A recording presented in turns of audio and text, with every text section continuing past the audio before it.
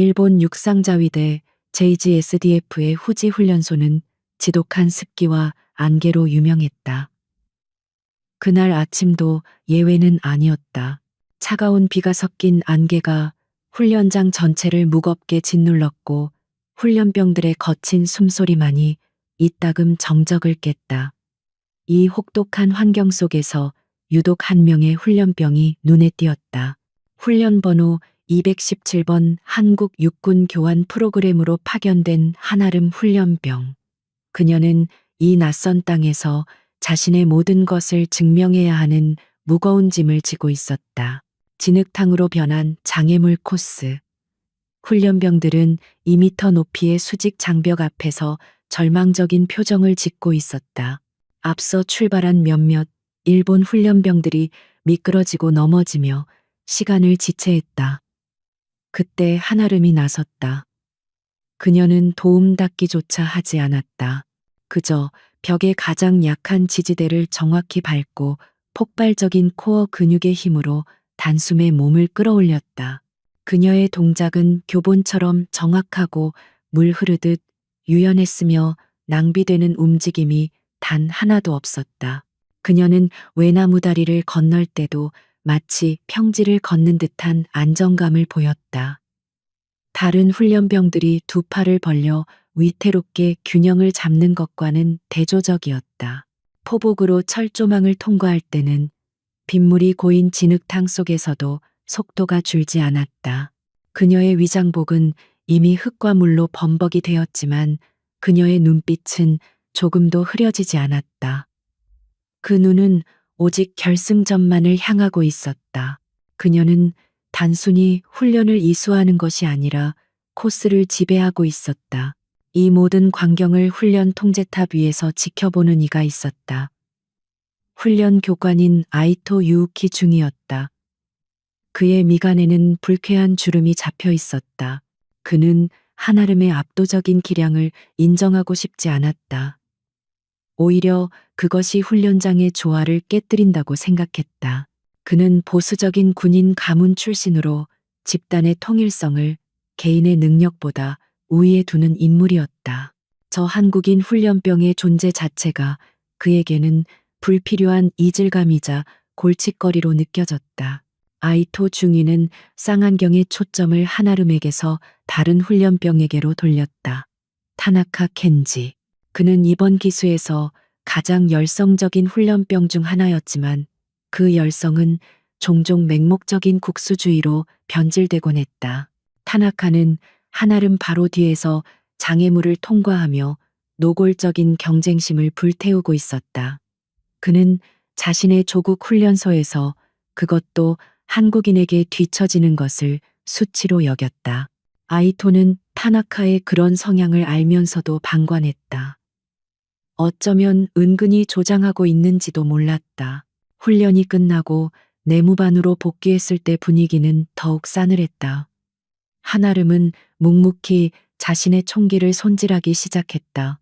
K 소총이 아닌 89식 소총이었지만 그녀의 손길은 이미 완벽하게 적응해 있었다. 그녀는 훈련 중 묻은 진흙을 세심하게 닦아내며 내부 부품들을 정비했다. 그녀에게 총기는 단순한 무기가 아니라 군인의 생명과도 같은 것이었다. 이런 철저함이 그녀를 항상 최고로 만들었지만 동시에 고립을 자초하는 이유가 되기도 했다. 다른 일본 훈련병들은 삼삼오오 모여 자신들만의 언어로 속삭였다. 그들은 노골적으로 한아름을 소외시켰다. 그녀가 알아들을 수 없는 빠르기로 농담을 주고받으며 힐끗힐끗 쳐다봤다. 한아름은 일본어에 능통했지만 굳이 그들의 대화에 끼어들려 하지 않았다. 그녀는 그저 자신의 임무에만 집중하기로 했다.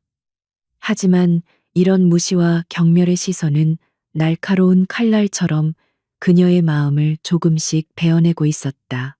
그때 타나카가 자신의 동료들과 함께 내무반으로 들어섰다. 그는 일부러 한아름의 침상 앞을 지나가며 그녀가 정성껏 정비해둔 전투화 한 짝을 발로 툭 찼다. 전투화가 바닥에 나뒹굴었지만 타나카는 사과 한마디 없이 비웃음만 흘렸다. 이 발밑을 조심해야지. 그의 목소리에는 명백한 조롱이 담겨 있었다. 한아름은 총기에서 시선을 떼지 않은 채 침착하게 대답했다. 알겠다. 그녀의 짧은 대답에 타나카는 오히려 김이 센 듯했다. 타나카의 이런 행동은 처음이 아니었다. 며칠 전 식사 시간에는 그가 한아름의 식판에 일부러 부딪혀 국을 쏟게 만들었다. 모두가 보는 앞에서 일어난 일이었지만 누구도 타나카를 제지하지 않았다. 오히려 몇몇은 재미있다는 듯 웃음을 터뜨렸다. 아이토 중이는 그 광경을 목격하고도 아무런 조치를 취하지 않았다. 그는 그저 훈련병들 간의 사소한 다툼 정도로 치부해버렸다. 이런 묵인하의 괴롭힘은 더욱 교묘하고 대담해졌다. 다음 날 아침 점호 시간이 다가왔다. 모든 훈련병이 자신의 관물대 앞에서 도열했다. 아이토 중이가 매서운 눈초리로 내무반을 순시했다. 그의 시선이 한아름에게 닿았을 때 멈췄다. 훈련병 217번. 너의 탄입대는 어디에 있지? 그의 목소리는 얼음장처럼 차가웠다. 한아름의 얼굴이 순간 굳었다. 분명 어젯밤 취침 전까지만 해도 제자리에 있던 탄입대가 감쪽같이 사라진 것이다. 그녀는 당황하지 않으려 애쓰며 보고했다. 중위님, 어젯밤까지만 해도 확인했습니다. 하지만 지금은 보이지 않습니다. 아이토는 코웃음을 쳤다. 보이지 않는다고 군인의 장비는 몸의 일부다. 그걸 잃어버렸다는 건 네가 군인으로서 자격이 없다는 뜻이다. 그의 질책은 단순한 꾸짖음이 아니었다. 그것은 그녀의 국적과 명예를 겨냥한 모욕이었다. 한아름은 입술을 깨물었지만 변명하지 않았다. 네가 잃어버린 탄입대 때문에 우리 소대 전체가 오늘 아침 구보를 2배로 뛴다. 동료들에게 피해를 준 책임을 알겠나. 아이토의 말에 다른 훈련병들의 원망 섞인 시선이 그녀에게 꽂혔다. 특히 타나카와 그의 무리들은 고소하다는 듯한 표정을 숨기지 않았다. 한아름은 모든 책임을 혼자 짊어져야 했다. 그녀는 이것이 명백한 함정임을 알았지만 증거가 없었다. 그녀는 그저 죄송합니다라고 말할 수밖에 없었다. 연대 책임으로 인한 추가 구보가 끝난 후 한아름은 탈진한 상태였다. 하지만 그녀에게는 쉴 틈이 주어지지 않았다.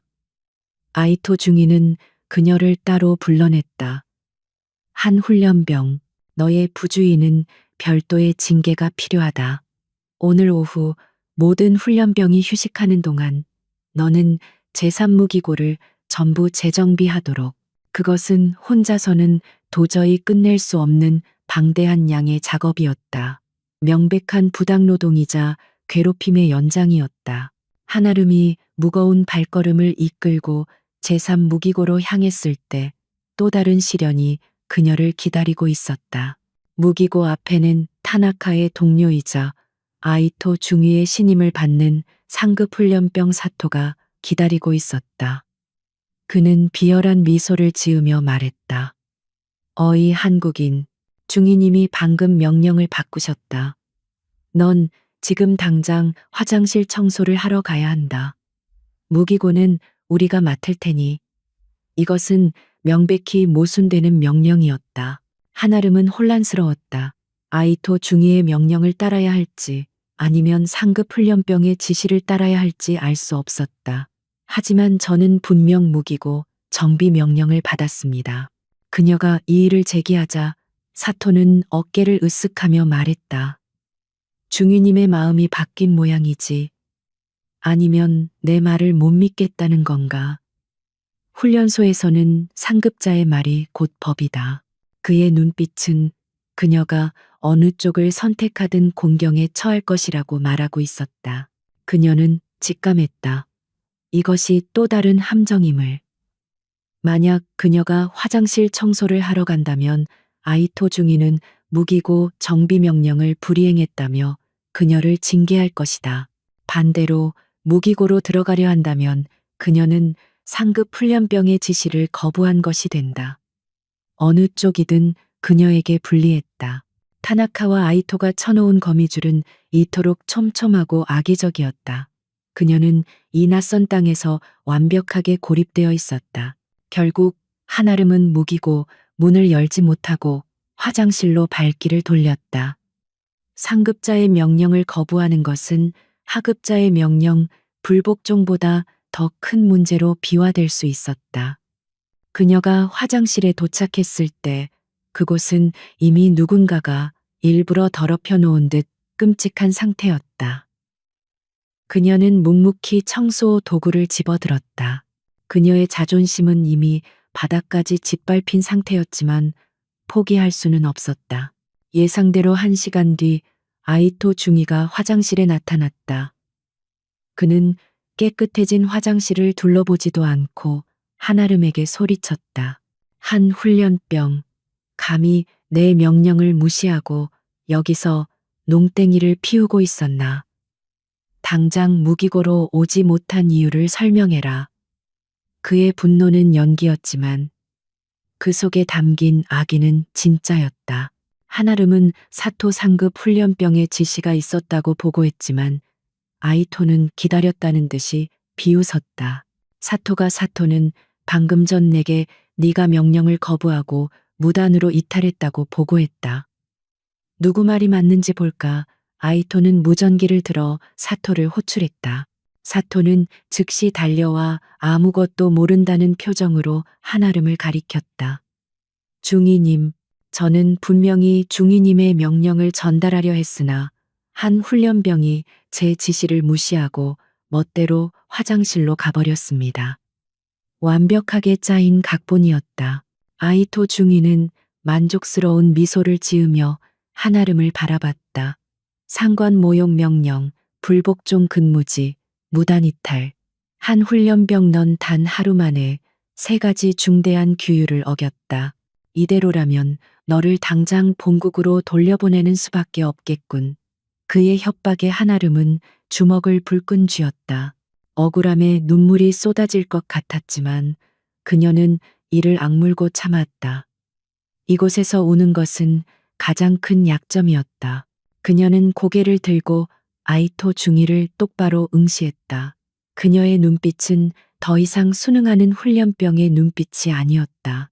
그 속에는 분노와 함께 강철 같은 의지가 담겨 있었다. 저는 명령을 어기지 않았습니다. 그리고 저는 절대 스스로 이곳을 떠나지 않을 것입니다. 그녀의 목소리는 작았지만 단호했다. 그녀의 저항적인 태도에 아이토는 순간 당황했지만 이내 더욱 차가운 표정을 지었다. 좋다. 네가 얼마나 버틸 수 있는지 한번 보자. 오늘부터 넌 특별 감시 대상이다. 그날 밤 모든 훈련병이 잠든 시간. 한아름은 내무반 구석에서 몰래 상처를 치료하고 있었다. 아침 구보 때 넘어진 척하며 숨겼지만 사실은 타나카 무리에게 밀쳐져 생긴 팔꿈치에 깊은 상처였다. 그녀는 소독약 솜을 상처에 대며 고통의 인상을 찌푸렸다. 육체적인 고통보다 더 힘든 것은 이 지독한 고립감과 부당함이었다. 그녀는 이곳 JGSDF 훈련소에서 살아남을 수 있을까? 그녀는 자신의 관물대 깊숙한 곳에 숨겨둔 작은 사진을 꺼냈다. 다정한 미소를 짓고 있는 부모님의 사진이었다. 그녀의 부모님, 그녀가 군인이 되기로 결심한 이유이자 그녀의 가장 큰 자랑이었다. 그들은 항상 그녀에게 강하지만 부드럽고 원칙을 지키되 정의로운 군인이 되라고 가르쳤다. 부모님의 얼굴을 보자 흔들리던 마음이 다시 단단해졌다. 그녀는 이대로 무너질 수 없었다. 내일의 태양은 반드시 다시 뜰 것이고 그녀는 버텨내야만 했다. 한편 일본 후지산 자락의 음습한 훈련소와는 대조적으로 서울은 맑고 청명한 가을 하늘 아래 눈부시게 빛나고 있었다. 북한산 자락이 한눈에 들어오는 평창동의 한적한 주택가. 그곳에 위치한 소박하지만 정갈한 2층 주택 마당에서는 은은한 국화 향기가 퍼져나가고 있었다. 이곳은 한아름의 부모님 한지훈과 김서연이 새로운 삶을 꾸려가고 있는 보금자리였다. 그들은 대한민국 군 역사상 가장 존경받는 장성 부부 중 하나였다. 한지훈, 육군사관학교를 수석으로 졸업하고 야전 지휘관으로서 수많은 전설을 남긴 인물. 그는 불과 50대 초반의 나이에 대한민국 육군참모총장 후보로 거론될 만큼 압도적인 능력과 신망을 자랑하던 중장이었다. 하지만 그는 모두의 예상을 깨고 호련히 전역을 선택했다. 그의 아내이자 동료였던 김서연 역시 마찬가지였다. 그녀는 여성이라는 한계를 비웃듯 정보 및 전략 분야에서 독보적인 성과를 거두며 별을 단 입지전적인 인물 소장이었다. 그들이 군복을 벗은 이유는 단 하나였다. 우리가 물러나야 젊고 유능한 후배들이 마음껏 능력을 펼칠 수 있다. 그들은 자신들의 명예와 권력보다 조국의 군대가 세계적인 수준으로 발전하는 것을 더 중요하게 생각했다. 그들의 이른 퇴역은 군 내부뿐만 아니라 사회적으로도 큰 반향을 일으켰다. 많은 이들이 그들의 결정을 아쉬워했지만 동시에 그들의 고결한 신념에 깊은 존경심을 표했다. 전역 후 그들의 삶은 180도 달라졌다. 매일 새벽같이 일어나 전투복을 입는 대신 그들은 편안한 면바지 차림으로 정원을 가꾸었다. 한지훈은 흙을 만지며 난초를 키우는 일에 새로운 기쁨을 찾았고, 김서연은 지역 대학에서 전쟁사 진정시를 강의하며 자신의 지식과 경험을 젊은 세대에게 나누어 주고 있었다. 그들의 집은 언제나 후배 장교들과 생도들로 붐볐다. 그들은 퇴역한 노장이 아니라 여전히 군의 미래를 걱정하고 조언을 아끼지 않는 진정한 멘토였다. 그날 저녁 김서연은 노트북 앞에서 시간을 확인하며 초조한 표정을 지었다. 매주 토요일 저녁 8시는 일본에 가 있는 딸 한아름과 영상 통화를 하는 시간이었다. 여보, 아직 멀었어요. 아름이 전화 올 시간 다 됐는데. 그녀의 재촉에 앞치마를 두른 한지훈이 갓 구운 군고구마가 담긴 접시를 들고 거실로 나왔다. 알았어, 부인. 우리 딸이 좋아하는 고구마 굽느라 시간이 좀 걸렸지. 화면으로라도 보여줘야지. 부드러운 그의 말투는 현역 시절 호랑이 같던 그의 모습을 상상할 수 없게 했다. 정확히 8시가 되자 노트북 화면에 연결 신호음이 울렸다. 곧이어 한아름의 얼굴이 화면에 나타났다. 하지만 평소에 밝고 씩씩하던 모습과는 사뭇 달랐다. 엄마, 아빠, 잘 지내셨어요? 그녀의 목소리는 애써 밝은 척했지만 그 속에 깊은 피로감이 배어 있었다. 그녀의 얼굴은 반쪽이 되어 있었고 훈련소의 강한 햇볕 때문이라고 하기엔 너무 창백했다. 한지훈과 김서연은 동시에 서로의 얼굴을 쳐다보았다. 수십 년간 전장을 누빈 그들의 직감이 경고음을 울리기 시작했다. 김서연이 먼저 다정하게 말을 걸었다. 아름아, 훈련은 할만해. 거긴 많이 춥다던데 감기 걸린 건 아니고. 그녀는 딸의 상태를 살피기 위해 일부러 일상적인 질문을 던졌다. 한아름은 잠시 머뭇거리다가 억지로 미소를 지었다. 그럼요. 훈련 강도가 높긴 한데 제가 누군데요. 다 이겨내고 있죠. 여기 동기들도 다들 착하고 잘 지내고 있어요. 걱정 마세요. 하지만 그녀의 시선은 불안하게 흔들리며 카메라를 제대로 응시하지 못했다. 한지훈은 화면 속 딸의 모습을 날카롭게 관찰하고 있었다. 그는 말없이 일어나 노트북의 각도를 살짝 조절하며 더 큰 화면으로 딸을 비췄다. 아름아, 아빠가 넣어주려고 군고구마 구웠다. 화면 가까이 와서 한번 봐라.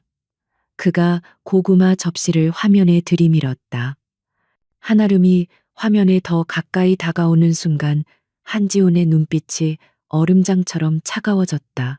그녀가 손을 들어 머리를 쓸어 넘기는 찰나 헐렁한 훈련복 소매가 살짝 내려가며 팔목 안쪽에 시퍼렇게 멍든 자국이 드러났다. 잠깐, 아르마 팔목 좀 보자. 한지훈의 목소리는 낮고 단호했다. 한아름은 화들짝 놀라며 재빨리 소매를 끌어내렸다. 아, 이거요. 아침에 장애물 훈련하다가 좀 부딪혔어요. 별거 아니에요. 아빠, 호들갑 떨지 마세요. 그녀는 황급히 화제를 돌리려 했다. 와, 고구마 맛있겠다. 여기 훈련소 밥은 너무 맛이 없어서. 그녀의 변명은 너무나 서툴렀고 부자연스러웠다. 김서연은 더 이상 참을 수 없다는 듯 부드럽지만 단호한 목소리로 끼어들었다. 한아름, 똑바로 말해. 그 멍 장애물에 부딪혀서 생긴 거 아니지. 누가 그랬어. 그녀의 목소리에는 이미 상황을 파악한 확신이 담겨 있었다. 수십 년간 수많은 부하들을 지휘하고 때로는 신문까지 해본 그녀였다. 그녀는 거짓말과 진실을 구분하는데 도 같은 사람이었다. 그녀의 날카로운 질문에 한아름의 눈동자가 크게 흔들렸다. 한아름은 입술을 굳게 깨물었다. 부모님께 걱정을 끼쳐드리고 싶지 않았다. 특히 군인으로서의 명예를 걸고 온 교환훈련 프로그램이었다. 여기서 겪는 어려움을 부모님께 털어놓는 것은 마치 자신이 실패자임을 인정하는 것 같았다. 정말 아니에요, 엄마. 그냥 제가 칠칠치 못해서 다친 거예요. 훈련소 생활이 다 그렇죠. 걱정하실 일 전혀 없어요. 그녀는 눈물이 터져 나오려는 것을 간신히 참아내며 말했다. 하지만 한지훈과 김서연에게는 그 어떤 확답보다도 딸의 그 떨리는 목소리와 애써 눈물을 참는 표정이 더 많은 것을 말해주고 있었다. 그들은 더 이상 딸을 추궁하지 않았다. 지금 이 상황에서 딸을 압박하는 것은 아무런 도움이 되지 않는다는 것을 알았기 때문이다. 한지훈은 애써 침착한 목소리를 유지하며 말했다. 알았다, 딸. 아빠가 괜한 걱정을 했구나. 밥 잘 챙겨 먹고 무리하지 말고. 알지, 내 아빠. 그럼 저 이제 들어가 봐야 해요. 점호 시간이라서요. 사랑해요. 화면이 꺼지고 거실에는 무거운 침묵이 내려앉았다. 군고구마는 이미 차갑게 식어 있었다. 김서연이 먼저 입을 열었다. 그녀의 목소리는 분노로 가늘게 떨리고 있었다. 당신도 봤죠. 그 멍 단순한 훈련 상처가 아니에요. 누군가 고의로 잡아서 생긴 방어흔이에요. 그녀는 정보 분석 전문가답게 짧은 순간에 드러난 증거를 정확히 짚어냈다. 멍의 위치, 색깔, 형태. 모든 것이 외부의 고의적인 가격이나 억압에 의해 생긴 상처임을 말해주고 있었다. 한지훈은 말없이 고개를 끄덕였다. 그의 표정은 평온해 보였지만 그의 두 눈에서는 냉혹한 불꽃이 타오르고 있었다. 알고 있소. 그것뿐만이 아니야. 아이의 목소리 톤 시선 처리 대화를 급하게 마무리하려는 태도.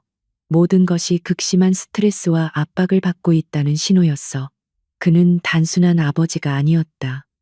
그는 수많은 부하들의 생사를 책임졌던 지휘관이었고 부하의 미묘한 심리 변화를 귀신같이 알아채는 사람이었다.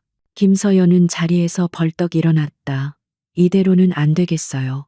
당장 국방부 국제협력과에 연락해서 그녀가 말을 마치기도 전에 한지훈이 손을 들어 그녀를 제지했다. 아니, 그렇게 하면 안 돼요. 그의 목소리는 차분했지만 거역할 수 없는 무게감이 실려 있었다. 지금 우리가 공식적으로 문제를 제기하면 아름이는 그곳에서 문제를 일으킨 훈련병으로 낙인 찍히게 돼. 오히려 상황이 더 악화될 거요. 김서연도 그 사실을 모르는 바는 아니었다. 군 조직, 특히 타군의 훈련소라는 폐쇄적인 집단 내에서 공식적인 문제 제기는 오히려 피해자를 더욱 고립시킬 수 있었다. 그럼 어떡하죠? 우리 아름이가 저렇게 당하고 있는데 그냥 보고만 있으라고요. 그녀의 목소리가 다급해졌다. 아무리 냉철한 전략가라도 딸의 고통 앞에서는 그녀도 어쩔 수 없는 엄마였다. 한지훈은 창밖의 어두운 산자락을 바라보며 잠시 생각에 잠겼다. 이윽고 그가 결심한 듯 입을 열었다. 원래 다음 달 말에 예정되어 있던 가족면회, 그걸 앞당깁시다. 김서연의 눈이 커졌다. 면회요. 지금 당장요. 그래. 우리가 직접 가보는 수밖에 없소. 아름이는 우리가 군인의 신분으로 가는 것을 원치 않을 테니 그냥 딸이 걱정돼서 휴가를 내고 날아온 평범한 부모로 가는 거요. 김서연은 남편의 의도를 즉각 파악했다. 공식적인 방문이 아닌 사적인 방문. 그렇게 해야 훈련소 측도 경계심을 풀고 그들 역시 상황을 객관적으로 파악할 수 있었다. 그들은 그곳의 지휘관이 누구인지, 훈련 환경이 어떤지, 그리고 누가 그들의 딸을 괴롭히고 있는지를 자신들의 눈으로 직접 확인해야 했다. 좋아요. 당장 내일 아침 첫 비행기로 표를 알아보죠. 여권은 준비되어 있으니 문제 없겠어요. 한지우는 다시 한번 차갑게 식은 고구마를 바라보았다. 그들은 자신들이 누구의 딸을 건드렸는지 아직 모르고 있겠지. 그의 목소리는 얼음보다 차가웠다. 그는 딸을 괴롭힌 자들을 용서할 생각이 없었다. 하지만 그는 분노를 앞세우지 않았다. 대신 가장 효과적이고 확실한 방법을 택하기로 했다. 그것이 바로 그가 평생을 바쳐 지켜온 방식이었다. 김서연은 즉시 노트북을 열어 도쿄행 비행기 표를 예매하기 시작했다. 한지우는 자신의 서재로 들어가 옷장 깊숙한 곳에 보관해 두었던 낡은 여행 가방을 꺼냈다. 그들은 수십 년간의 군 생활 동안 단 한 번도 사적인 감정으로 움직인 적이 없었다. 항상 국가와 군을 우선했다. 하지만 이번만은 달랐다. 이번 일은 국가의 명예가 아닌 그들의 하나뿐인 딸 한아름의 명예와 안전이 걸린 문제였다. 그들은 군복을 벗었지만 군인의 본능은 여전히 살아 숨쉬고 있었다. 그들은 자신들의 딸을 지키기 위해, 그리고 어쩌면 그들이 평생을 바쳐 지키고자 했던 군인의 명예와 정의를 바로 세우기 위해 조용히 움직이기 시작했다. 그들의 방문은 일본 JGSDF 후지 훈련소에 상상조차 하지 못했던 거대한 폭풍을 몰고 올 섬하게 불과했다. 다음 날 아침 후지 훈련소 정문 앞은 전날보다 더 스산했다. 밤새 내린 비는 그쳤지만 산자락에서 내려온 짙은 안개가 거대한 철문을 음산하게 감싸고 있었다. 한지훈과 김서연은 작은 택시에서 내렸다. 그들의 복장은 화려함과는 거리가 멀었다. 한지훈은 살짝 낡은 면 재킷을, 김서연은 수수한 캐시미어 스웨터 위에 얇은 스카프를 두르고 있었다. 그들은 딸을 만나러 온 평범한 한국인 부모, 그 이상도 이하도 아닌 모습이었다. 위병소의 젊은 자위대원은 낯선 동양인 노부부를 위아래로 훑어보았다. 예약된 방문객 명단에는 없는 얼굴들이었다. 그는 귀찮다는 표정을 숨기지 않으며 기계적인 일본어로 물었다. 무슨 일로 오셨습니까? 면회는 사전에 허가된 인원만 가능합니다. 그의 목소리는 차갑고 무뚝뚝했다. 김서연이 앞으로 나서며 유창하지만 부드러운 일본어로 대답했다. 수고가 많습니다. 저희는 217번 훈련병 한아름의 부모입니다. 먼 길을 왔는데 잠시 딸의 얼굴이라도 볼 수 있을까 해서요. 한아름이라는 이름이 나오자 위병의 표정이 미묘하게 굳어졌다. 그 이름은 최근 훈련 교관들 사이에서 문제의 한국인 훈련병으로 거론되던 이름이었다. 위병은 이 노부부가 단순한 방문객이 아닐 수도 있다고 판단했다. 그는 즉각 내부 전화를 들어 훈련병 관리실로 연결했다. 아이토 중위님이십니까? 정문에 217번 한아름 훈련병의 부모라는 한국인들이 와 있습니다. 어떻게 처리할까요? 그는 책임을 상급자에게 떠넘기는 것이 가장 현명하다고 생각했다. 아이토 유우키 중위는 보고를 받고 짜증이 치밀었다.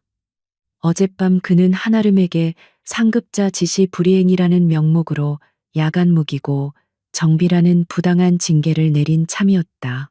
그런데 하필 이 타이밍에 그녀의 부모가 나타난 것이다. 그는 자신의 작은 왕국에 불순물이 끼어든 것 같은 불쾌감을 느꼈다. 알았다. 내가 지금 나가지. 그는 이 극성스러운 한국인 부모에게 훈련소의 무서움을 단단히 가르쳐 돌려보내야겠다고 다짐하며 정문을 향해 걸어갔다. 정문에 도착한 아이토는 한지훈과 김서연의 수수한 행색을 보고 속으로 비웃었다. 예상했던 대로 한국의 평범한 시골에서 올라온 듯한 노인들이라고 그는 멋대로 판단했다. 내가 217번 훈련병의 담당 교관 아이토 중이다. 그는 일부러 가슴을 내밀고 위압적인 자세를 취했다. 두 분이 한아름 훈련병의 부모님이시라고. 그의 말투에는 상대를 낮춰보는 오만함과 무례함이 노골적으로 배어 있었다. 한지훈은 아이토를 조용히 관찰했다. 젊은 장교, 계급에 비해 과도하게 부풀려진 권위 의식 상대를 외모로 판단하는 경솔함, 그리고 눈빛에 서린 교묘한 적대감. 단 몇 초 만에 그는 아이토라는 인물의 본질을 꿰뚫어 보았다. 딸이 영상 통화에서 그토록 불안해했던 이유의 근원이 바로 이자일지도 모른다는 직감이 그의 머리를 스쳤다. 김서연 역시 마찬가지였다. 그녀는 아이토의 제복 어깨에 달린 계급장과 그의 이름을 정확히 기억했다. 한지훈이 먼저 입을 열었다. 그의 목소리는 낯선 땅의 차가운 공기 속에서도 흔들림이 없었다. 그렇소. 우리가 한아름의 부모요. 딸을 만나러 한국에서부터 먼 길을 왔소. 잠시라도 좋으니 아이 얼굴만 보게 해주시오. 그의 목소리는 차분했지만 그 안에는 수십 년간 수만 명의 부하를 지휘했던 자의 거절할 수 없는 무게감이 실려 있었다. 하지만 아이토는 그 무게감을 감지할 만큼 노련하지 못했다. 오히려 아이토는 그 차분함에 불쾌감을 느꼈다. 그는 팔짱을 끼며 경멸이 담긴 어조로 고개를 저었다. 안타깝지만 안 되겠소. 한아름 훈련병은 어젯밤에도 중대한 훈련 규율을 위반했소. 그로 인해 현재 특별 보충 훈련이라는 엄중한 징계 조치를 받고 있는 중이오. 따라서 면회는 불가능하다. 그의 입에서 나온 특별 보충 훈련이라는 말은 명백한 거짓말이었지만 그는 두 노인이 감히 이의를 제기하지 못할 것이라 확신했다. 그는 한술 더 떠 훈계조로 말했다. 당신들의 딸은 이곳의 엄격한 규율에 적응하는데 심각한 문제를 보이고 있소. 우리가 얼마나 많은 배려를 해주고 있는지 아시오. 오히려 당신들은 우리에게 감사해야 할 판이오. 그는 손짓으로 마치 벌레를 쫓듯 그들에게 가라는 신용을 했다. 그러니 이만 돌아가시오. 훈련소 규율은 엄격하다. 다음 정기 면회 날짜에 다시 연락하시고 그때는 규정대로 신청하도록 하시오. 그때까지 조용히 남편의 뒤에 서 있던 김서연이 앞으로 나섰다. 그녀의 눈빛은 부드러웠지만 그 속의 날카로움은 아이토를 순간 주춤하게 만들었다. 중위, 우리는 딸이 징계 중이라는 것을 믿기 어렵군요. 그녀의 목소리 또한 조용했다. 하지만 설령 그것이 사실이라 해도 지구 반대편에서 부모가 찾아왔는데 얼굴조차 보여주지 않는다는 것은 상식 밖의 처사입니다. 이것이 일본 육상자위대의 공식적인 손님맞이 방식입니까? 아이토는 상식과 공식적인 방식이라는 단어에 자존심이 상했다. 상식 이곳은 군대요. 당신들의 상식이 통하는 곳이 아니란 말이오. 그가 격앙된 목소리로 반박하려던 찰나 한지훈이 그의 말을 막았다. 알겠소. 중위의 말대로라면 우리 딸은 지금 징계를 받고 있다는 것이군. 그는 잠시 하늘을 올려다보더니 아이토를 다시 정면으로 응시했다. 그렇다면 우리는 여기서 기다리겠소. 그 특별 보충 훈련이라는 것이 끝날 때까지. 한지훈의 선언은 아이토를 완벽하게 당황시켰다. 그는 그들이 화를 내거나 혹은 애원하며 사정할 것이라 예상했다. 하지만 저항도 굴복도 아닌 그저 기다리겠다는 묵묵한 버티기. 그것은 아이토가 예상하지 못한 대응이었다. 기다린다고 지금 제정신이오. 여긴 당신들 같은 민간인이 머물 곳이 아니오. 당장 떠나지 않으면 업무 방해로 헌병을 부르겠소. 아이토가 목소리를 높이며 위협했다. 하지만 그의 위협은 노부부에게 아무런 영향을 주지 못했다.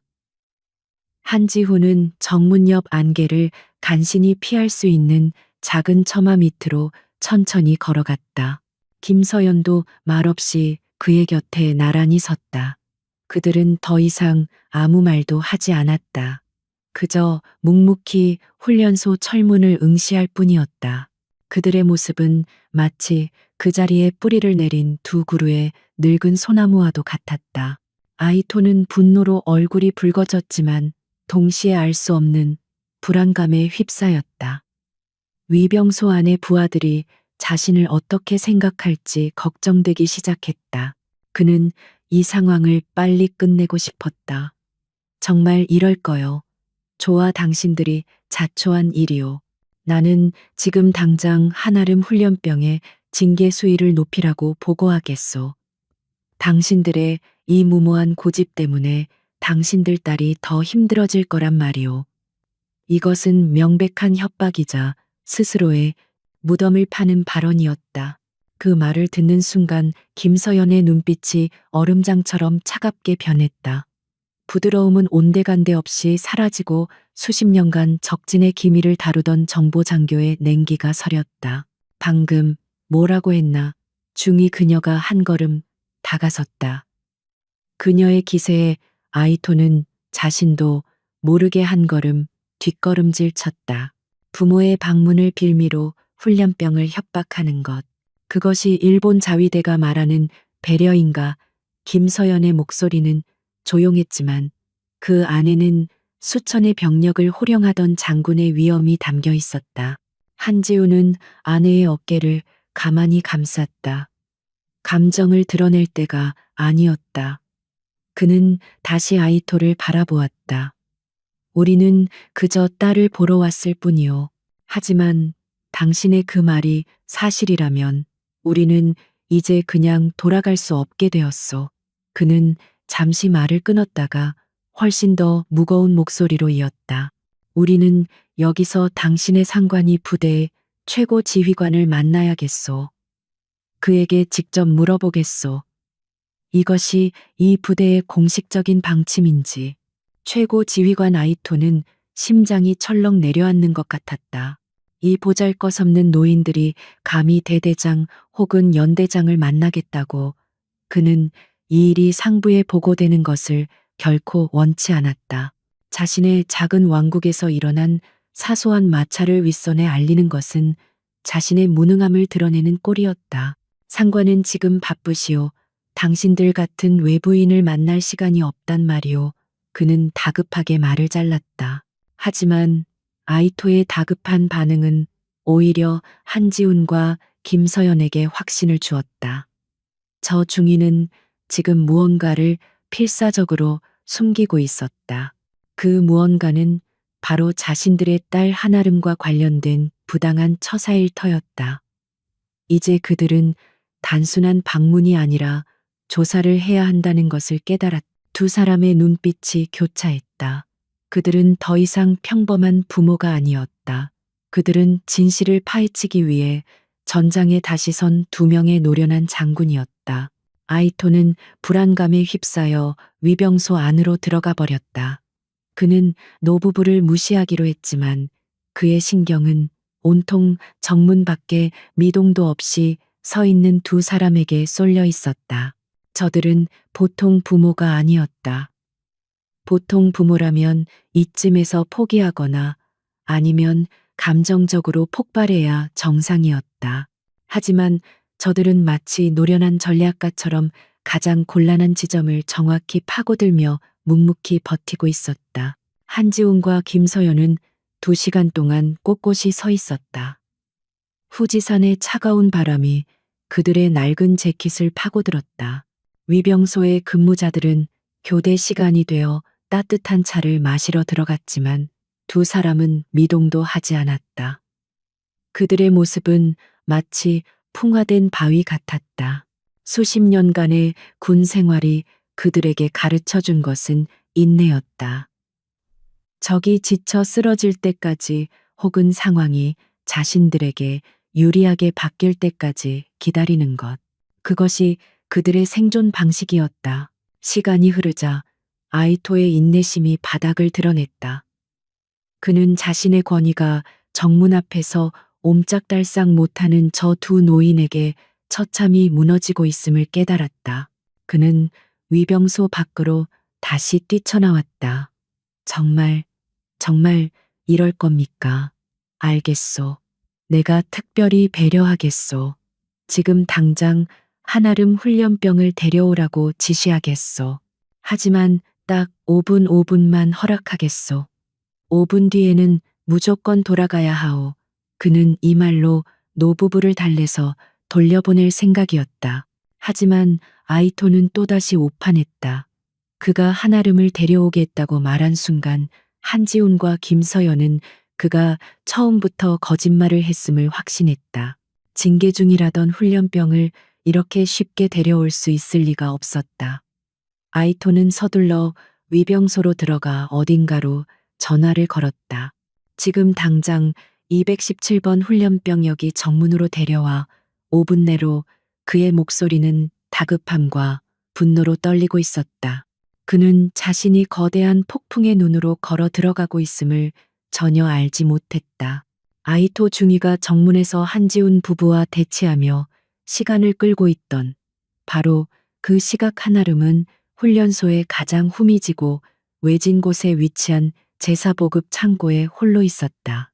아이토가 어젯밤 그녀에게 내린 특별 보충 훈련의 실체는 바로 임원지 쌓인 거대한 창고의 재고를 혼자서 파악하라는 부당한 명령이었다. 이곳은 주 훈련장에서 2km나 떨어져 있어 비상벨 소리조차 아득하게 들리는 고립된 장소였다. 차가운 콘크리트 바닥에서 올라오는 한기를 느끼며 한아름은 낡은 군용 담요 상자들의 수량을 파악하고 있었다. 그녀의 팔에는 어젯밤 미처 치료하지 못한 상처가 욱신거렸다.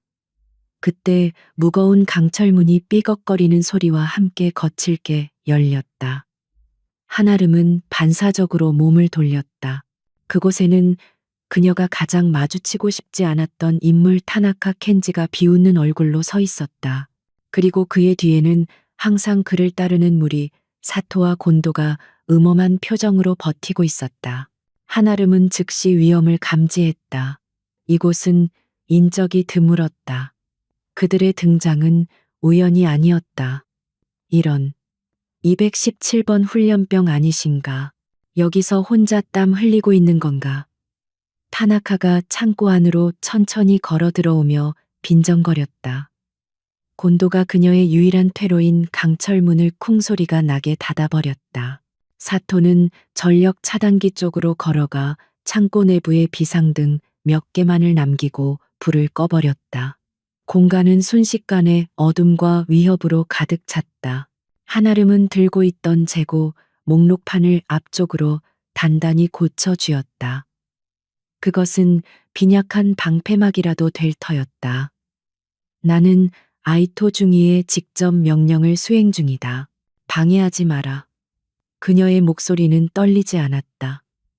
하지만 타나카는 그 말을 듣고 더 크게 웃었다. 아이토 중위, 그분도 네가 너무 눈에 띄는 게 마음에 안 드신 모양이던데. 우리가 너에게 겸손을 좀 가르쳐 주길 바라실지도 모르지. 안 그런가? 사토가 고개를 끄덕이며 음흉하게 웃었다. 그들의 목적은 명백했다.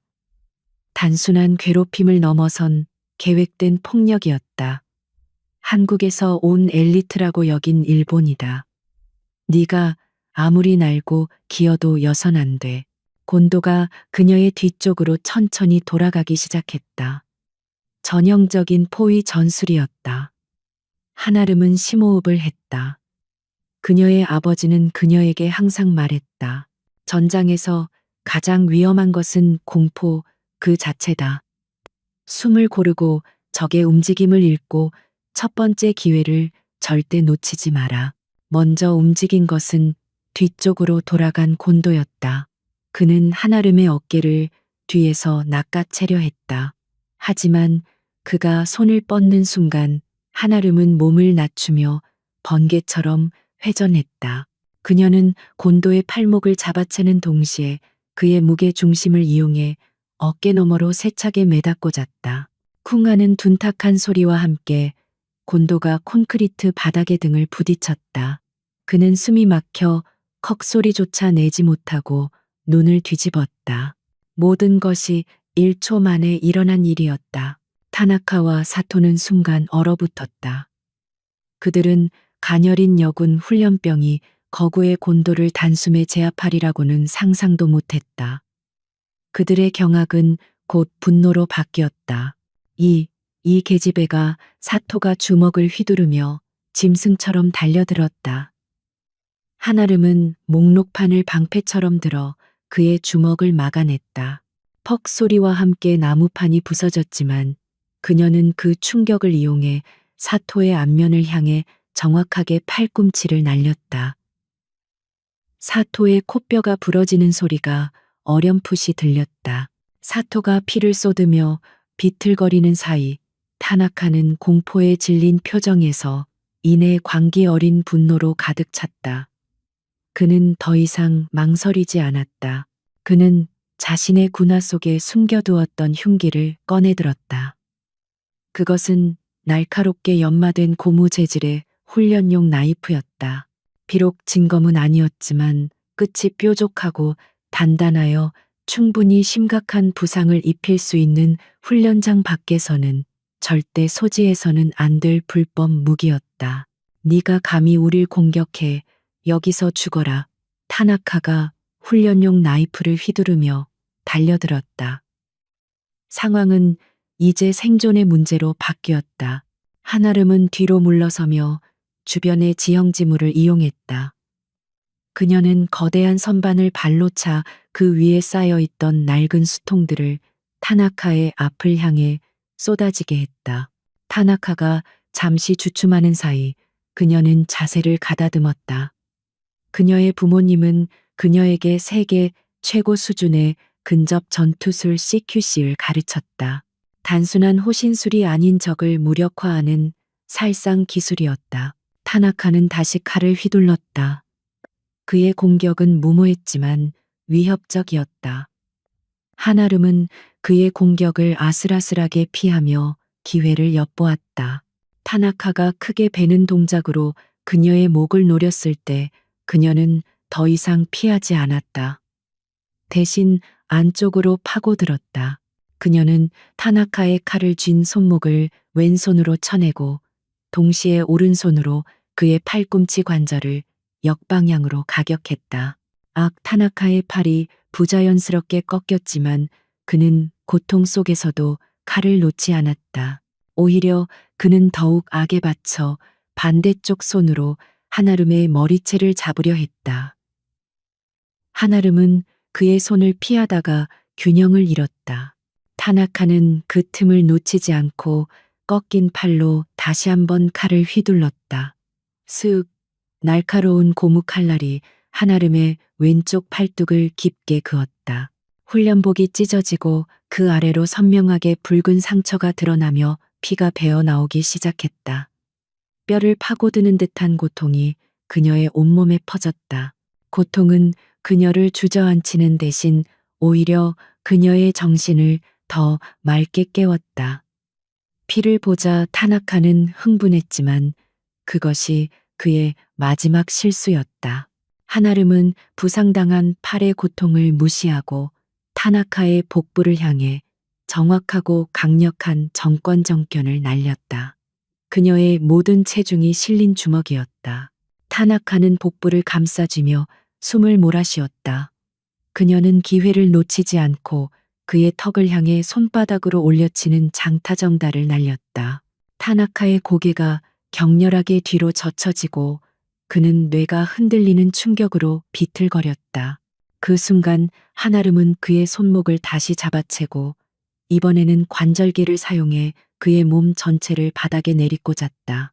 훈련용 나이프가 타나카의 손에서 날아가 바닥에 팅 소리를 내며 떨어졌다. 이제 3명의 가해자는 모두 전투 불능 상태가 되어 바닥에 쓰러져 신음하고 있었다. 바로 그때였다. 그들이 들어왔던 강철 문이 다시 한번 거칠게 열렸다. 문 앞에는 아이토 중이의 명령을 받고 한아름을 데리러 온 마에다 상사 중사가 서 있었다. 마에다 상사는 눈앞의 광경에 숨이 멎는 것 같았다. 곤도와 사토가 피를 흘리며 쓰러져 있었고 타나카 켄지가 바닥에 널브러져 있었다. 그리고 그들 가운데 팔에서 피를 흘리고 있는 한국인 훈련병 한아름이 서 있었다. 바닥에는 금지된 훈련용 나이프가 뒹굴고 있었다. 마에다 상사는 상황의 전후 맥락을 전혀 몰랐다. 그가 본 것은 오직 결과뿐이었다. 일본인 훈련병 3명이 외국인 훈련병 1명에게 처참하게 당한 모습. 그는 이것이 상상할 수 있는 최악의 상황, 즉각적인 국제 문제로 비화될 수 있는 폭력 사태라고 판단했다. 그는 공포에 질린 얼굴로 허둥대며 허리에 찬 무전기를 움켜쥐었다. 상황 발생, 상황 발생. 그의 다급한 목소리가 훈련소 지휘 통제실의 스피커를 찢었다. 제사 보급 창고, 훈련병, 간 폭력 사태 발생, 부상자, 다수 의료팀과 헌병대 즉각 출동 바람 반복한다. 제사 보급 창고, 그의 무전은 단순한 보고가 아니라 훈련소 전체에 울리는 비상경보, 코드레드였다. 이는 화재 경보보다도 더 심각한 수준의 비상사태를 의미했다. 한아름은 자신의 팔에서 흐르는 피를 내려다보았다. 그녀는 그저 자신을 방어했을 뿐이었다. 하지만 이 상황을 누가 믿어줄까? 마에다 상사의 경계심 가득한 눈초리, 바닥에 쓰러진 자들의 모습, 그리고 울리기 시작하는 훈련소의 비상 사이렌 소리. 그녀는 깨달았다. 자신은 이 거대한 함정의 중심에 빠져버렸다는 것을. 그녀는 이겼지만 동시에 모든 것을 잃었다. 아이토 중이는 정문에서 한지훈 부부의 무표정한 얼굴을 노려보고 있었다. 그는 5분이면 그 버릇없는 훈련병이 끌려 나올 것이라 생각했다.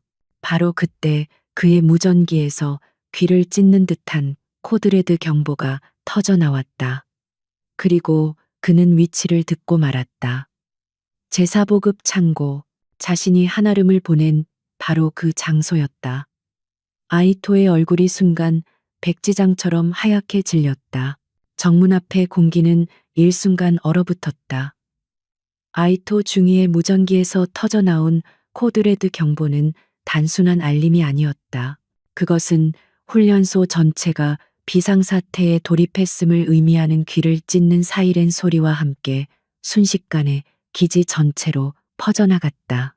위병소의 병사들이 당황하며 뛰쳐나왔고 멀리서부터 헌병대 차량의 다급한 사이렌 소리가 울려 퍼지기 시작했다. 모든 것이 혼돈에 빠져들었다. 한지훈과 김서연은 반사적으로 서로를 바라보았다. 그들의 표정에는 놀람이 아닌 지독한 확신이 서려 있었다. 수십 년간 전선에서 뼈가 굵은 그들에게 이 소리는 너무나도 익숙했다. 이것은 통제 불능의 사태, 즉각적인 무력, 개입이 필요한 최악의 상황을 알리는 신호였다. 그리고 그 사태의 중심에 바로 자신들의 딸이 있을지도 모른다는 끔찍한 직감이 그들의 심장을 내리눌렀다. 아이토 중이는 그 자리에 못 박힌 듯 서 있었다. 그의 얼굴은 새하얗게 질려 피 한 방울 돌지 않았다. 제사보급 창고, 자신이 한아름을 보낸 바로 그 장소였다. 게다가 그곳에서 폭력 사태와 다수 부상자가 발생했다. 그는 자신이 쳐놓은 덫에 자신이 걸려들었음을 깨달았다. 하지만 공포는 잠시였다. 그는 본능적으로 책임을 회피할 방법을 찾기 시작했다. 이 모든 혼란의 원인을 저 거슬리는 한국인 노부부에게 돌려야 했다. 그는 핏발 선눈으로 한지훈을 쏘아붙였다. 봤소, 당신들 때문이요. 그의 목소리는 공포와 분노로 떨리고 있었다. 당신들의 그 고집불통 딸이 기어코 훈련소에서 끔찍한 사고를 쳤단 말이오. 동료 훈련병들을 공격했소. 이제 만족하시오. 당장 이곳을 떠나시오. 당신들은 이 기지의 중대 사태를 방해하는 방해꾼일 뿐이오. 그는 이 노부부를 쫓아내고 사태를 수습 혹은 은폐할 시간을 벌어야 했다. 사고를 쳤다고 한지훈의 목소리는 지옥의 심연에서 울려나오는 것처럼 낮고 차가워졌다. 그는 아이토의 멱살이라도 잡고 싶은 충동을 억눌렀다. 아이토의 저 다급한 비난 속에서 그는 진실의 조각을 발견했다. 딸이 공격을 한 것이 아니라 공격을 당했고 그에 맞서 방어를 하다가 일이 커졌다는 것을, 그리고 저 중이가 그 사실을 필사적으로 숨기려 한다는 것을. 김서연의 손이 남편의 팔을 강하게 붙잡았다. 아직은 아닙니다. 그녀의 눈빛이 말하고 있었다. 그때 요란한 급정지 소리와 함께 검은색 지휘 차량 한 대가 정문 앞에 멈춰섰다. 차문이 거칠게 열리고 잔뜩 격앙된 표정의 중년 장교가 내렸다. 그는 후지 훈련소의 최고 지휘관 와타나베 케니치 대령이었다. 그는 훈련소 창설 이래 최악의 코드레드 사태 보고를 받고 지휘 통제실로 향하던 중 정문에서 또 다른 소란이 벌어지고 있다는 보고를 받았다. 와타나베 대령은 모든 것이 엉망진창이라는 사실에 분노가 치밀었다. 그의 진급 심사가 코앞이었다. 그런데 하필 이 시점에 그것도 외국인 교환 훈련병이 연루된 대형 폭력 사태라니. 그는 정문에서 굳어있는 아이토 중위와 그 앞에 선 남루한 차림의 노부부를 발견했다. 그는 이 모든 혼란의 원흉이 저 민간인들이라고 멋대로 결론 내렸다. 아이토 중위, 지금 뭐 하는 건가? 자네 구역에서 코드레드가 터졌는데 여기서 한가하게 노닥거릴 시간이 있나? 아이토는 와타나베 대령의 등장에 거의 울상이 되었다.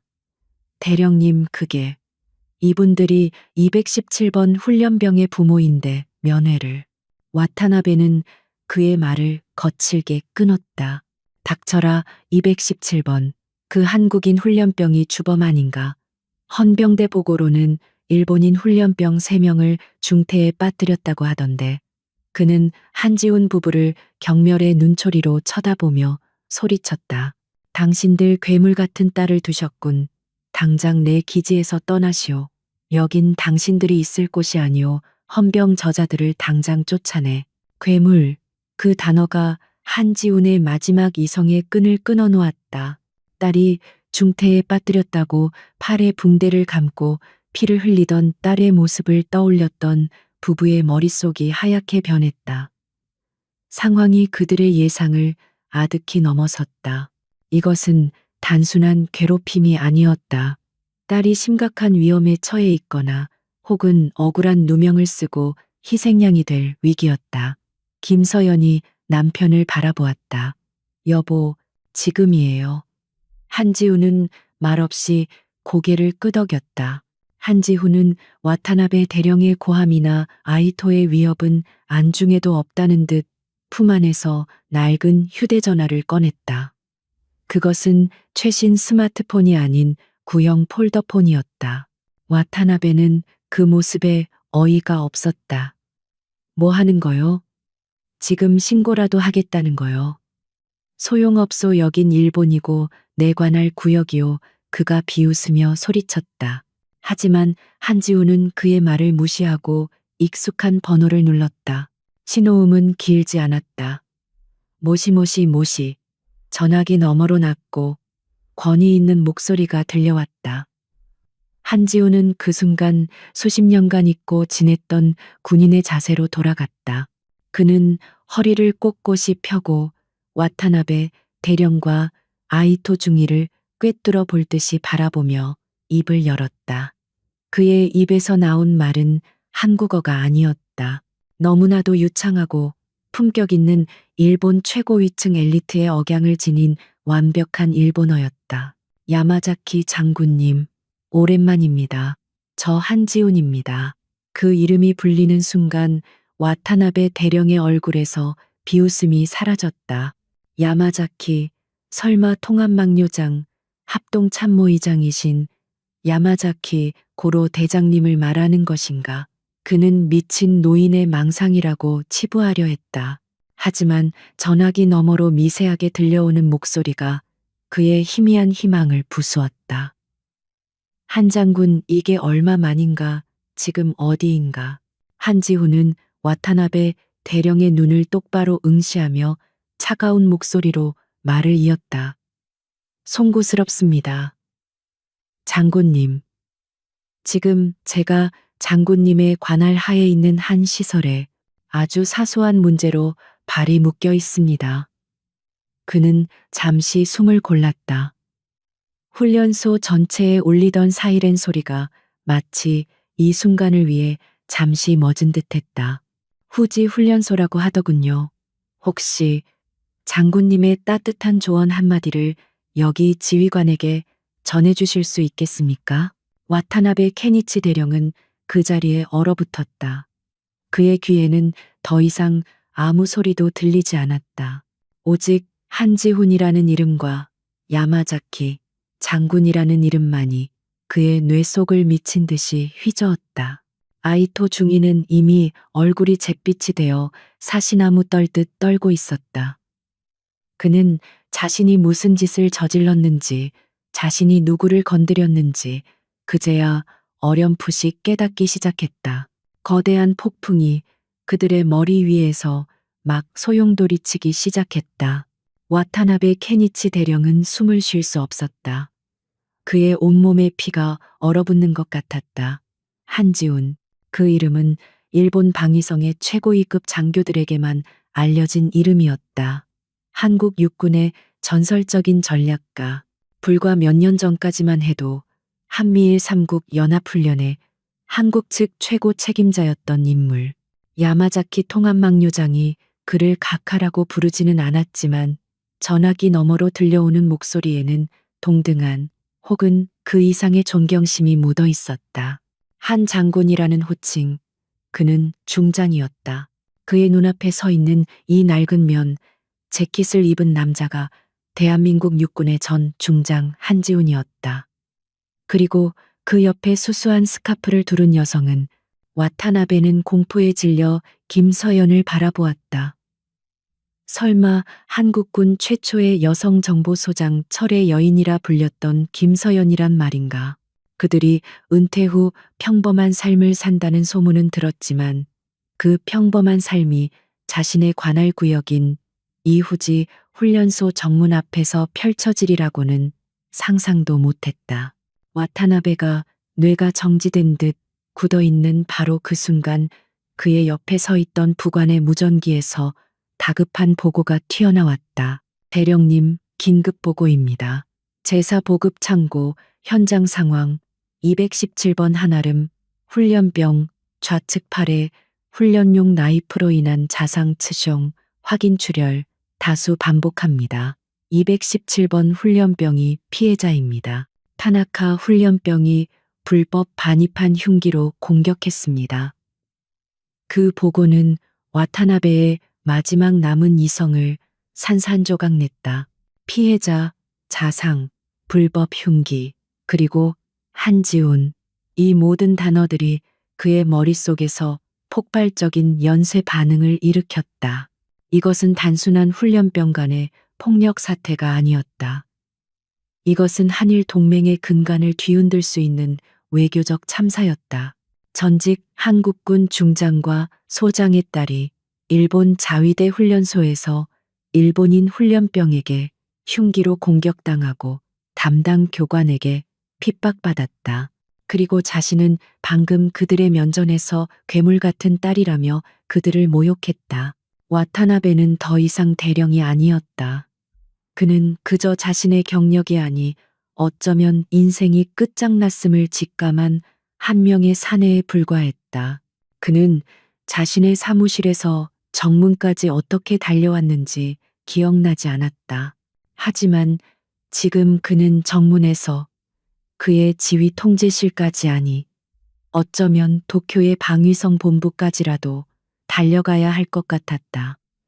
아니, 그는 달려야만 했다. 그는 자신이 할 수 있는 유일한 행동을 선택했다. 그는 휴대전화를 든 채 굳어있는 한지훈을 향해 한 걸음 다가섰다. 아니, 다가선 것이 아니었다. 그는 뛰었다. 몇 걸음 안 되는 거리였지만 그것은 그의 인생에서 가장 필사적인 질주였다. 그는 한지훈의 바로 앞 차갑고 축축한 아스팔트 바닥에 주저없이 무릎을 꿇었다. 그리고는 일본에서 개인이 할 수 있는 가장 굴욕적이고도 가장 진심 어린 사죄의 방식도 계자 도샤조를 감행했다. 그는 이마를 땅에 박았다. 그의 잘 다려진 전투모가 바닥에 떨어져 뒹굴었지만 그는 신경 쓰지 않았다. 죄송합니다. 그의 목소리는 더 이상 오만한 지휘관의 것이 아니었다. 그것은 겁에 질린 한 남자의 절규였다. 감히 한 장군님과 김 장군님을 알아보지 못했습니다. 죽을 죄를 지었습니다. 그의 절규는 정문 앞의 모든 소리를 집어삼켰다. 아이토 중위는 눈앞의 광경을 믿을 수 없었다. 하늘처럼 떠받들던 훈련소장 와타나베 대령이 저 남루한 노인들 앞에서 땅에 이마를 밟고 사죄하고 있었다. 장군님, 아이토는 그제야 자신이 무슨 짓을 저질렀는지 깨달았다. 그는 단순한 훈련병을 괴롭힌 것이 아니었다. 그는 살아있는 전설의 딸을, 그것도 두 명의 전설이 지켜보는 앞에서 능욕했다. 그의 다리가 풀려 그 자리에 주저앉았다. 정문위병소의 병사들도 코드레드 사태를 보고받고 막 도착한 헌병대원들도 모두 그 자리에 얼어붙었다. 훈련소의 최고 지휘관이 민간인 앞에서 도계자를 하고 있었다. 이보다 더 충격적인 광경은 없었다. 한지우는 여전히 휴대전화를 귀에 댄 채 바닥에 엎드린 와타나베를 차갑게 내려다보고 있었다. 그는 아직 야마자키 장군과의 통화를 끊지 않았다. 야마자키 장군. 한지훈이 다시 입을 열었다. 그의 목소리는 방금 전의 분노가 가라앉고 다시 냉철한 지휘관의 목소리로 돌아와 있었다. 아무래도 여기 현지 지휘관이 저와 대화할 준비가 된 것 같습니다.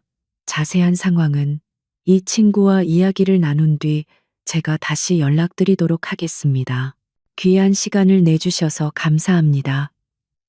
그는 와타나베가 들으라는 듯 천천히 그리고 또박또박 통화를 마쳤다. 한지훈이 전화를 끊자 와타나베는 마치 사형 선고를 기다리는 죄인처럼 몸을 떨었다. 그는 감히 고개를 들지 못했다. 한지훈은 바닥에 떨어진 그의 전투모를 주워들었다. 그리고는 모자에 묻은 흙을 툭툭 털어냈다. 일어나시오, 와타나베 대령. 그의 목소리는 차가웠지만 소리를 지르지는 않았다.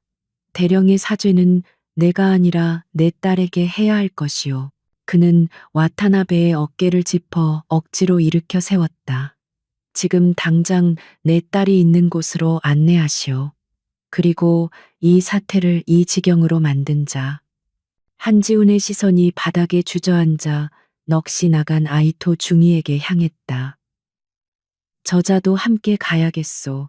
우리는 지금부터 진실이 무엇인지 두 눈으로 직접 확인해야겠으니 그의 말은 명령이었다.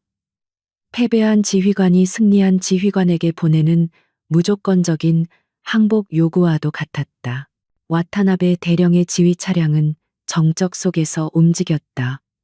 정문에서 제사 보급 창고로 그리고 다시 의무실로 향하는 내내 차 안에는 무거운 침묵만이 흘렀다. 한지훈과 김서연은 굳은 표정으로 창밖을 응시했다.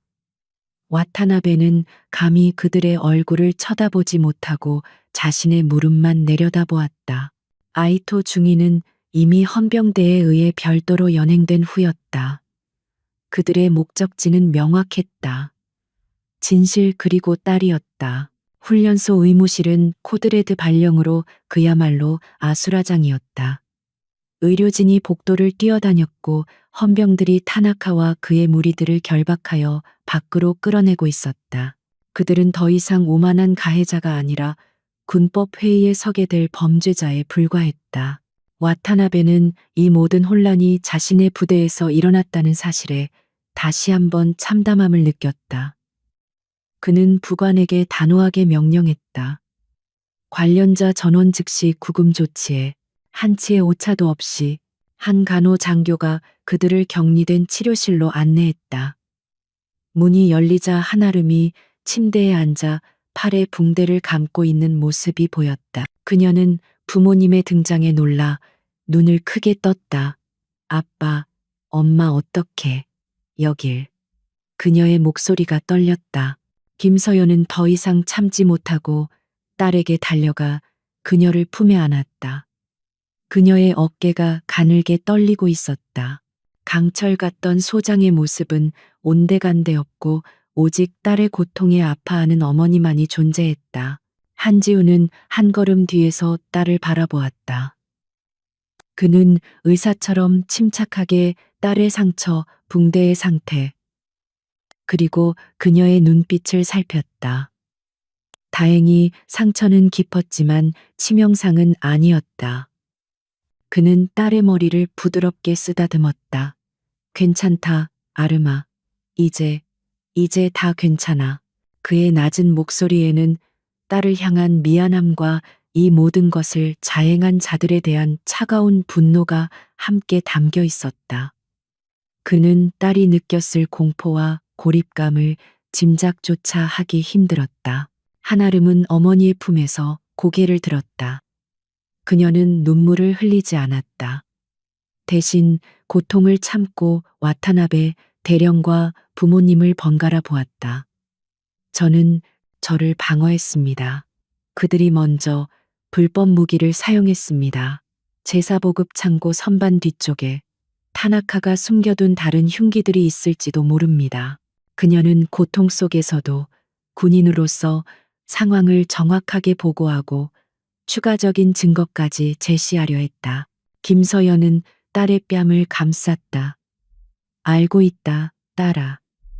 다 알고 있어. 넌 잘못한 게 없어. 넌 네가 배운 대로 행동했을 뿐이야. 아주 잘했.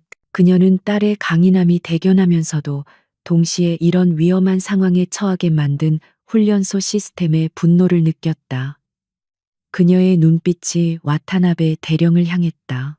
그것은 이 상황을 어떻게 책임질 것인가를 묻는 무언의 질책이었다. 와타나베 대령은 그 광경을 차마 고개조차 들지 못하고 지켜보았다. 한지훈이 그에게 다가왔다. 대령, 우리는 대화가 필요하오. 그의 목소리에는 개인적인 감정은 배제되어 있었다. 대신 상급 지휘관이 하급 지휘관에게 사태의 공식적인 해명을 요구하는 무게감이 실려 있었다. 와타나베는 떨리는 목소리로 대답했다. 집무실로 가시지요, 장군님. 제가 모든 것을 설명드리고 처분만 기다리겠습니다. 와타나베의 집무실은 훈련소를 한눈에 내려다볼 수 있는 곳이었지만 지금은 그에게 감옥처럼 느껴졌다. 그는 한지훈과 김서연을 상석에 앉힌 후 자신이 아는 모든 것을 털어놓았다. 아이토 중이의 평소 행실, 그의 잘못된 민족주의적 성향 탄압과 무리의 국수주의적 괴롭힘, 그리고 자신이 이 문제를 사소하게 여기고 방관했던 과오까지 변명은 없었다. 그는 그저 사실을 나열하고 두 전설적인 장군의 처분을 기다렸다. 저는 진급 심사에 눈이 멀어 부대의 본질을 보지 못했습니다. 병사들의 고통을 외면했고 썩어가는 부분을 도려내지 못했습니다. 이 모든 사태는 저의 무능함과 나태함에서 비롯된 것입니다. 와타나베는 자신의 치부를 스스로 드러냈다. 이것은 항복 선언이자 동시에 새로운 시작을 위한 처절한 고해성사였다. 그는 이 두 사람 앞에서만큼은 그 어떤 것도 숨길 수 없음을 깨달았다. 김서연이 먼저 입을 열었다. 그녀의 목소리는 다시 냉철한 정보소장의 그것으로 돌아와 있었다. 와타나베 대령, 당신은 당신 부대의 병사 한 명을 잃을 뻔한 게 아니오. 당신은 일본과 한국 두 동맹국의 신뢰를 잃을 뻔했소. 그녀는 책상을 손가락으로 가볍게 두드렸다. 우리가 군복을 벗은 이유가 무엇이라고 생각하시오? 더 높은 자리에 오르기 싫어서가 아니오. 한지훈이 그녀의 말을 받았다. 그의 시선은 창밖의 훈련장을 향해 있었다. 우리 군대는 한국군이든 자위대든 더 이상 과거의 방식에 머물러서는 안 돼요. 우리는 우리 같은 늙은이들이 물러나야 하나름 같은. 그리고 당신의 부대에 있는 재능 있는 젊은이들이 마음껏 역량을 펼칠 수 있다고 믿었소. 그것이 군대가 세계로 뻗어나가는 유일한 길이요. 그의 말에는 퇴역한 장군의 깊은 철학이 담겨 있었다. 우리의 퇴역은 도망이 아니라 투자였소. 젊은 세대가 더 큰 세상에서 활약할 수 있도록 자리를 비워주는 투자. 그런데 당신의 부대는 그 투자를 모욕했소. 재능 있는 인재를 시기하고 폭력으로 억누르고 진실을 은폐하려 했소. 이것이 당신이 말하는 정예 부대의 모습인가? 한지훈의 질책은 칼날처럼 날카롭게 와타나베의 가슴을 파고들었다. 그는 다시 와타나베를 바라보았다. 대령, 진정한 군대의 힘은 가혹한 규율이나 맹목적인 복종에서 나오는 것이 아니요. 그것은 정의와 명예, 그리고 국적과 성별을 떠나 재능 있는 부하를 지키고 키워주려는 진정한 용기에서 나오는 것이요. 한지훈의 말은 이 방의 공기를 완전히 바꾸어 놓았다. 그것은 단순한 훈계가 아니라 잊혀가던 군인 정신의 본질이었다. 와타나베는 한지훈과 김서연의 말을 들으며 온몸의 전율을 느꼈다. 그는 지금까지 진급과 명예 그리고 자신의 안위만을 생각해왔다. 하지만 이 두 사람은 자신들이 가진 모든 것을 내려놓고 오직 군의 미래와 젊은 세대만을 생각하고 있었다. 그는 자신이 얼마나 부끄러운 군인이었는지 깨달았다. 그는 다시 한번 깊이 고개를 숙였다. 장군님, 제가 어리석었습니다. 모든 것을 깨닫게 해주셔서 감사합니다. 와타나베는 더 이상 떨지 않았다. 그는 결단을 내렸다. 그는 즉시 방위성 본부 감찰실에 이 사건의 전말을 스스로 보고했다. 아이토 중위는 즉각 보직 해임되었으며 불명예 전역 조치와 함께 군법 회의에 회부되었다.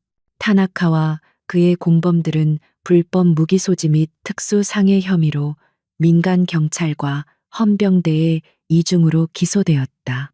훈련소장인 와타나베 본인 역시 지휘 책임을 통감하며 최고 수위의 징계를 요청했다. 징계 결과와 상관없이 와타나베는 그날부로 훈련소 전체의 문화 개혁에 착수했다. 그는 한지훈과 김서연의 철학을 받아들여 부당한 관료주의와 내부 폭력을 뿌리 뽑기 위한 정의위원회를 신설하고 그 위원장에 한때 자신이 무시했던 소장파 장교를 임명했다. 그는 더 이상 진급을 위해 일하지 않았다. 그는 두 노병이 가르쳐준 진정한 군인의 유산을 지키기 위해 일하기 시작했다. 그는 이 사건을 단순히 사고로 덮지 않았다. 오히려 훈련소 전체 교육 자료로 만들었다. 한아름 훈련병 사태는 부끄러운 과거가 아니라 후지 훈련소가 부패를 끊고 진정한 엘리트 부대로 거듭나는 시작점으로 기록되었다. 그는 이 뼈아픈 교훈을 통해 진정한 군인으로 다시 태어났다. 그의 눈에는 더 이상 야망이 아닌 사명감만이 남아 있었다. 며칠 후, 한아름은 상처가 회복되어 훈련에 복귀했다. 훈련소의 모든 것이 바뀌어 있었다. 아이토는 사라졌고 새로운 교관이 부임했다. 그는 훈련 시작 전 모든 훈련병 앞에서 한아름에게 공식적으로 사과했다. 217번 훈련병. 본 훈련소는 당신에게 씻을 수 없는 상처를 주었다. 당신이 보여준 용기와 인내의 깊은 경의를 표한다. 그것은 훈련소 전체의 사과였다. 한아름을 향했던 노골적인 적의와 소외감은 사라졌다. 대신 그녀를 바라보는 일본인 동기들의 눈빛에는 경외심과 존경심이 담겨 있었다. 그녀는 단순히 3명의 불량배를 제압한 것이 아니었다. 그녀는 훈련소의 썩은 뿌리를 드러내고 모두를 위한 변화를 이끌어낸 영웅이 되었다. 점심 식사 시간, 이제는 그녀의 테이블이 가장 먼저 찼다. 동기들은 그녀에게 전투 기술과 전략적 사고방식을 배우고 싶어 했다. 공항으로 향하는 택시 안에서 김서연은 남편의 손을 조용히 잡았다. 여보, 우리 아름이 이제 정말 다 큰 것 같지 않아요. 우리보다 더 강한 군인이 될지도 모르겠어요. 한지훈은 창밖을 바라보며 희미하게 미소 지었다. 그렇구려. 아이는 우리가 생각했던 것보다 훨씬 강했어. 어쩌면 우리가 아이를 과소평가했는지도 모르지. 아이토 중이가 우리 딸을 과소평가했듯이 말이오. 그들은 딸에 대한 깊은 신뢰를 확인했다. 한지훈과 김서연은 며칠 더 머물다 조용히 한국으로 돌아갔다. 그들은 딸이 스스로의 힘으로 동료들의 인정을 받는 것을 지켜보았다. 그들은 자신들의 방식이 틀리지 않았음을 그들의 유산이 딸을 통해 그리고 변화된 후지 훈련소를 통해 이어지고 있음을 확인했다. 와타나베 대령은 훈련소 정문에서 두 장군이 탄 택시가 보이지 않을 때까지 거수경례를 내리지 않았다. 한아름은 훈련소의 남은 기간을 최고의 성적으로 수료했다.